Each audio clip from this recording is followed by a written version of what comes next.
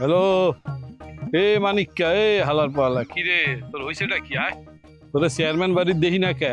মামা, আল্লাহর অশেষ মেহেরবানিতে মামা আমার কিন্তু নমিনেশন পেপার মামা মাশাআল্লাহ বৈধ ঘোষণা হয়ে গেছে মামা। এই মুহূর্তে আমার কোনো অবৈধ জায়গায়, অবৈধ কাজে, অবৈধ মানুষের সাথে বসা, চলাফেরা, কথাবার্তা একদম অবৈধ। এই অবৈধ কাজ এই সময় আমার করা ঠিক হইবে না মামা, কারণ আমি এখন বৈধ মামা। কি কইলি? হ্যাঁ, আবার ক দেখি, ক দেখি। এ হালার পালা, এই চেয়ারম্যান বাড়ি অবৈধ, এ মোরা অবৈধ, হ্যাঁ? আর তোর নমিনেশন বৈধ।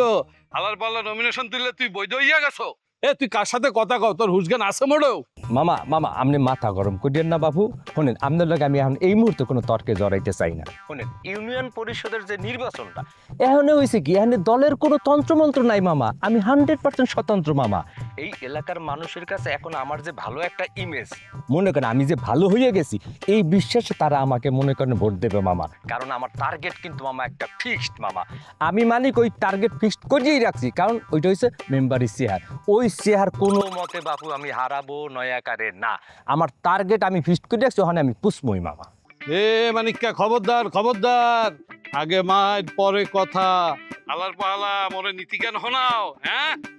এই তুই এই চেয়ারম্যান ইলেকশন হরবি এবং মগ পক্ষে হরবি, এর বাইরে মুই কোনো কথা হনতে চাই না। যদি এর বাইরে তুই কিছু হরছ, মগলকে বেইমানি হরছ, তাহলে তুই মোরে ভালো করে চেনো মুই কি হরতে পারি। তোর আগে মায়ের পরে কথা না, আগে তোর বুড়ি গালাইয়া দিমু হালার পালা, এরপরে তোর লগে হইবে কথা। এ রাখ, তোর লগে পরে কথা হইতে আসি।